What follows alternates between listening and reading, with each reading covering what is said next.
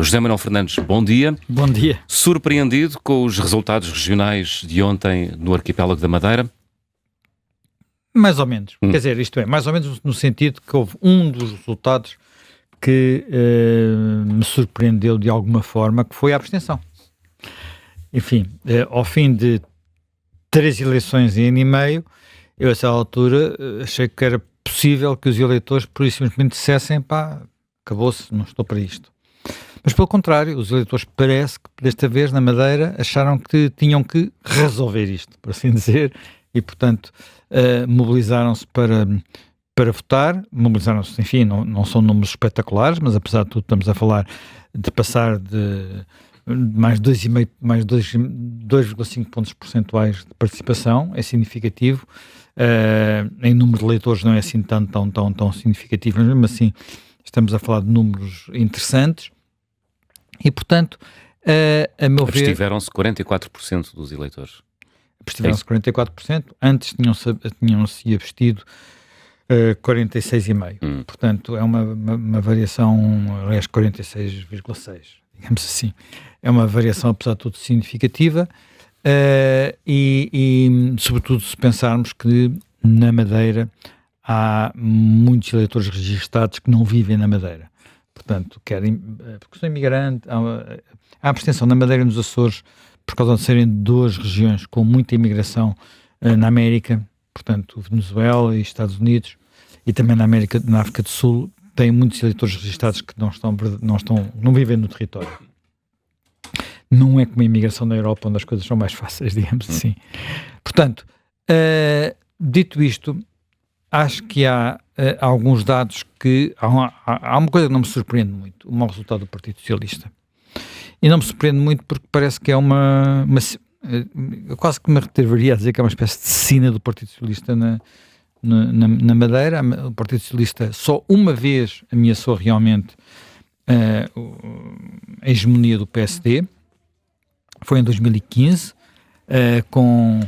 curiosamente com Paulo Cafofo, que na altura vinha da Câmara do Funchal, onde tinha conseguido ser Presidente da Câmara, à frente de uma grande coligação de todos os partidos da oposição, praticamente, mas depois não conseguiu repetir já, portanto, houve ali as eleições desse ano, são eleições em que não se sabe quem vai ganhar, mas a partir daí, quer dizer, já antes disso e depois disso, o Partido Socialista tem sido, por regra, incapaz de se afirmar como alternativa.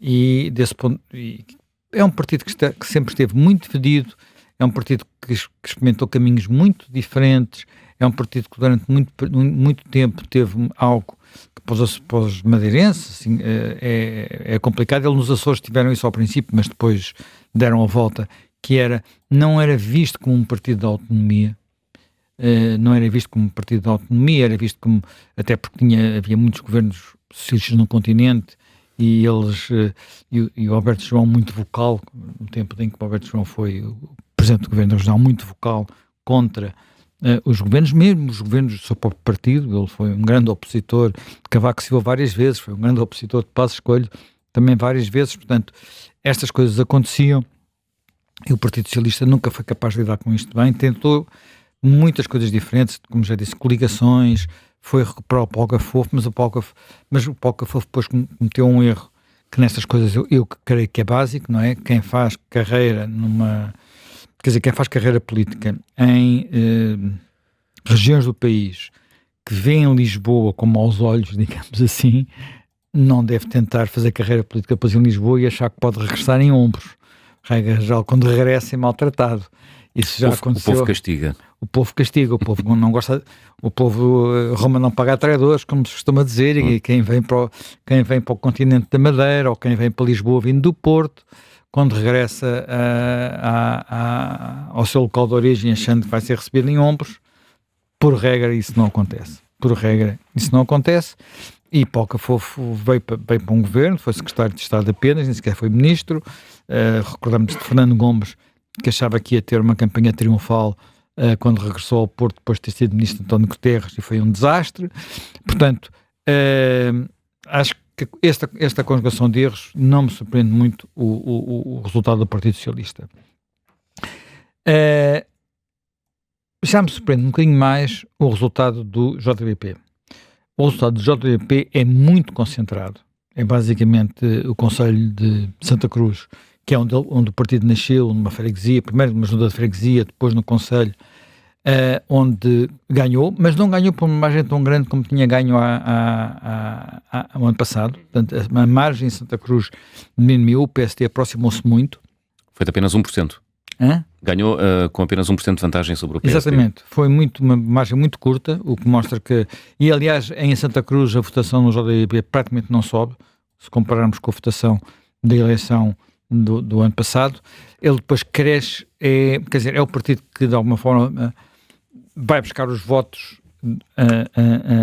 dos que não queriam votar no PSD, portanto, da oposição ao PSD, votos que podem ter vindo, eu não sei se agora, enfim, essa análise é mais complexa, mas vieram seguramente muitos do Partido Socialista, a origem do JBP são dissidentes do Partido Socialista, mas eu admito até que alguns também tinham vindo do voto de protesto do Chega, que também tem um mau resultado eleitoral. Agora, é muito claro que os partidos que são vistos como mais responsáveis pela queda do governo são penalizados.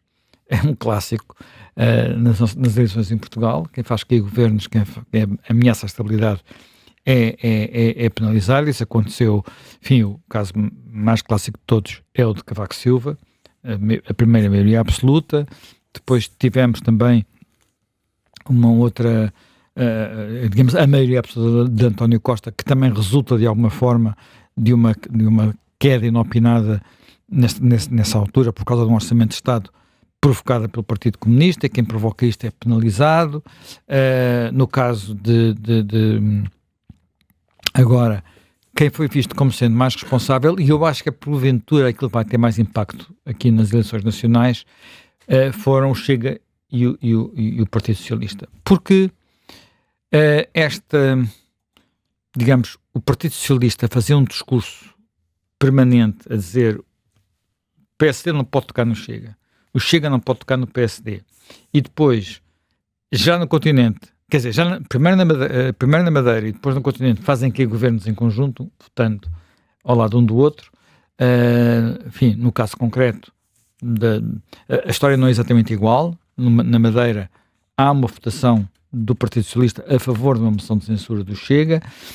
No continente, na República, o Partido Socialista não vota a favor da moção de censura do Chega, mas depois vota ao lado do Chega na moção de confiança e, portanto, faz cair na mesma ao governo. O grau de responsabilidade, digamos, o grau de responsabilidade é diferente. Nós tivemos uma sondagem este fim de semana que, enfim, põe as coisas mais ou menos a par sobre as responsabilidades de quem fez cair o governo da República, o governo de Montenegro, mais ou menos no mesmo nível entre o governo e a oposição.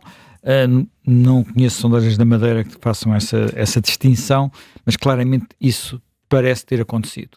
Agora, há aqui um lado, isto dá um bom argumento ao PSD Nacional, que é um dos argumentos que o PSD Nacional vai usar dois argumentos, além dos argumentos daquilo que já fez neste ano, que na campanha nacional vai ser o argumento de na prática o PS volta com o Chega, portanto não estejam a olhar para nós, olhem antes para o Partido Socialista, e por outro lado nós precisamos de estabilidade e nós temos dado mais garantias de estabilidade do que o PS, até porque eu não, enfim, vamos ver o que é que as sondagens vão dizendo, mas há mais perspectivas de conseguir governar com o governo do PSD quando a maioria do Parlamento está à direita, como provavelmente vai continuar a estar. Desse ponto de vista, houve uma mudança no panorama político nacional nos últimos anos, do que um quadro diferente que obrigará sempre, quer dizer, é mais difícil imaginar um governo de Pedro Nuno Santos com uma maioria direita no Parlamento, por exemplo. A não ser que fosse um governo de Bloco Central, o que será uma outra questão muito diferente. Bem, portanto, temos um argumento, a eleição da Madeira vai mais ao encontro do argumentário de Luís Montenegro do que do argumentário de Pedro Nuno Santos para a campanha que vamos ter agora a nível nacional. Mas creio que há diferenças e que são diferenças, apesar de tudo, relevantes. A maior de todas é que Na Madeira tínhamos um partido, a vitória é de um partido que está há 50 anos no poder, praticamente 50 anos no poder, portanto, foi para o poder assim em 1976, portanto há 49 anos, para ser mais preciso, mais exato, e aqui o que vamos julgar é um governo que apenas estava a começar, mas que tem uma imagem relativamente positiva. Portanto, o segredo do PSD Madeira foi identificar-se com a Madeira e com a autonomia regional e, de facto, ter conseguido sempre fazer muita coisa dizendo que o que não fazia era culpa do continente, portanto, e a região transformou-se completamente nestes últimos 50 anos. Agora, aquilo que vai acontecer no continente vai ser algo diferente. É a comparação entre 10 meses de Montenegro e 8 anos de Partido Socialista, porque Pedro Nuno Santos, por mais voltas que dê, não vai conseguir livrar-se dessa memória que ainda é muito fresca. Portanto, temos eleições que vão ser diferentes. Eu acho que provavelmente hoje os socialistas estarão mais deprimidos do que os laranjinhas aqui no continente. No caso concreto da Madeira, falta... Enfim, ontem o Presidente da República foi muito rápido a dizer que já havia uma maioria absoluta, foi muito rápido a dizer que o CDS ia juntar ao PSD, digamos que é aquilo que é natural que aconteça, é o previsível, mas... Foi na flash interview, José Manuel. Estou a ironizar. No fim do jogo de futebol, enfim. Já não faço comentários mais sobre o Marcelo Rebelo de Sousa e os jogos de futebol e essas coisas. Vamos lá, não estive a comentar o Trincão e o Reinaldo. Ronaldo, desculpa, Ronaldo. Bem, portanto, temos aqui uma situação que é assim, a maior parte das pessoas não se recordam, mas já não têm memória que durante décadas o CDS foi até mais consistente na oposição ao governo regional do que o próprio PS. Não se recordam que há pouco mais de 10 anos o maior partido da oposição na Madeira era o CDS, mas que isso mudou quando Alberto João Jardim se foi embora, e mudou também com algo que sucede, enfim, não é exatamente na mesma altura, mas é quase a seguir, é pouco antes, que é a alteração do sistema eleitoral. O sistema eleitoral na Madeira era muito favorável a maiorias absolutas, porque era em muitos círculos eleitorais por concelho, com círculos eleitorais que elegiam apenas um deputado, o que, portanto, no fundo, na prática, círculos uninominais, o que permitia formar maiorias com uma facilidade bastante grande. Neste momento é a única região do país em que há uma proporcionalidade absoluta.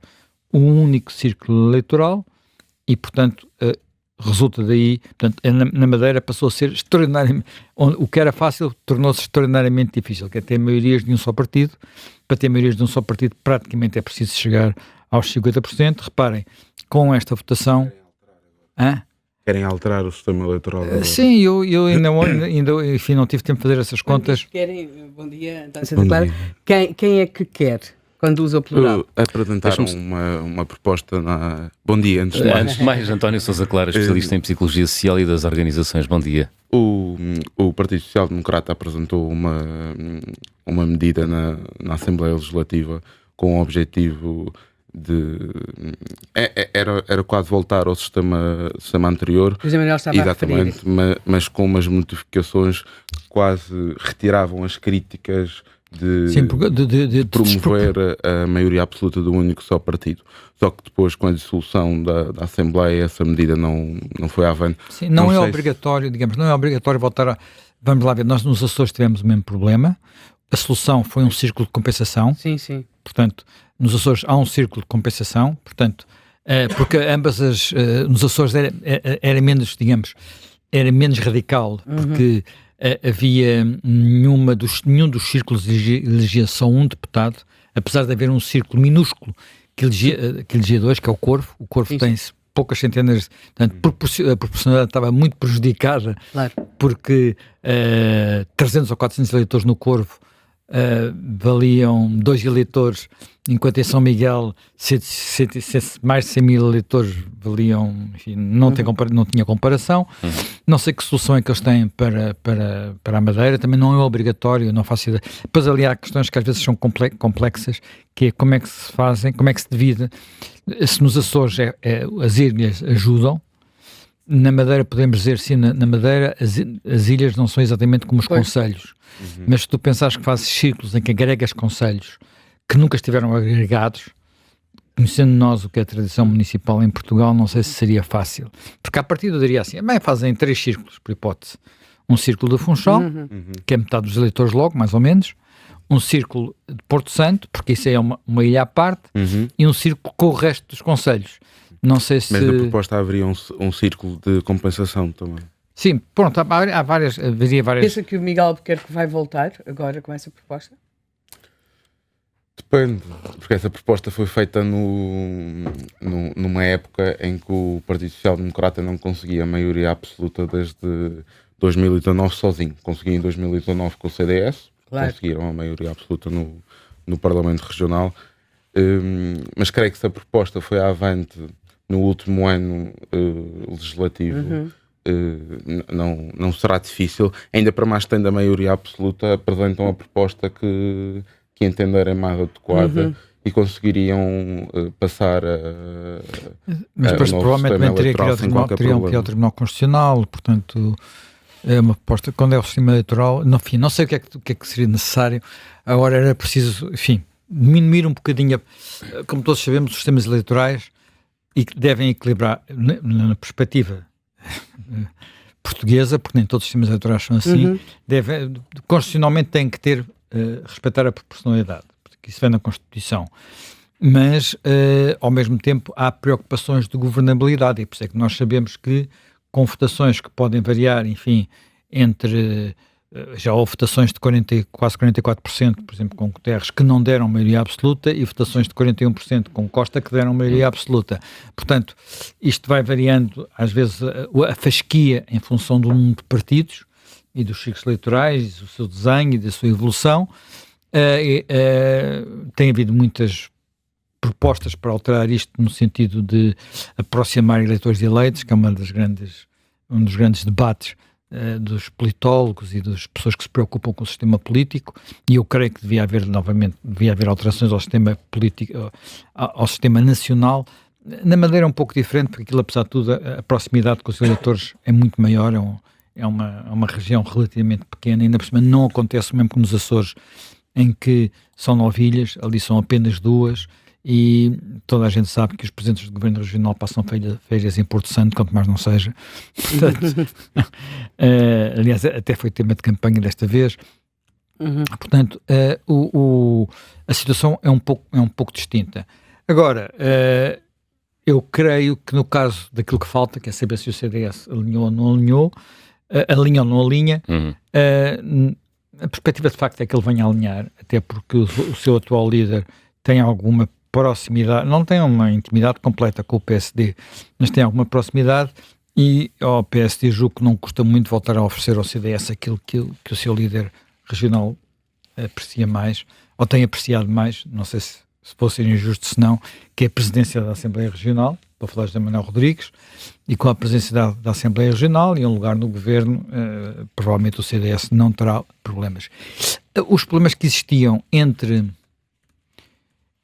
Alberto João Jardim e o CDS, historicamente, tinham também muito a ver com as personalidades dos líderes regionais, quer dizer, quer de Alberto João Jardim, quer dos líderes regionais do CDS, que hoje em dia são muito, muito diferentes, e não nos podemos esquecer que, para todos os efeitos, há um governo PSD-CDS no continente, sim, mas o que também cria um ambiente muito distinto. O mal-estar ainda não foi esquecido, porque Alberto João Jardim ontem referia a possibilidade de um governo de bloco central, não é? Portanto, o antagonismo do PSD com o CDS é uma marca do jardinismo. Sim, o jardinismo tinha um ódio, enfim, eu fiz uma campanha eleitoral, e fui muitas vezes, fiz uma campanha eleitoral com o Alberto João Jardim, um dos seus maiores resultados de sempre, 2/3 dos votos praticamente, 88, fiz a campanha eleitoral de 88, E na altura, digamos, aquilo falar do CDS era como falar, enfim, era outra coisa, não é? E atenção, e o que tinha razões, o que tinha explicação política. Tinha explicação política, quer pela origem política dos líderes, quer pela origem social nas lideranças, quer pelas mudanças sociais que o jardinismo fez na Madeira, e que são mudanças sociais. Quando o Alberto João Jardim diz que ele que é uma pessoa de esquerda, ele não está muito longe de dizer a verdade no que respeita às políticas que aplicou, não é?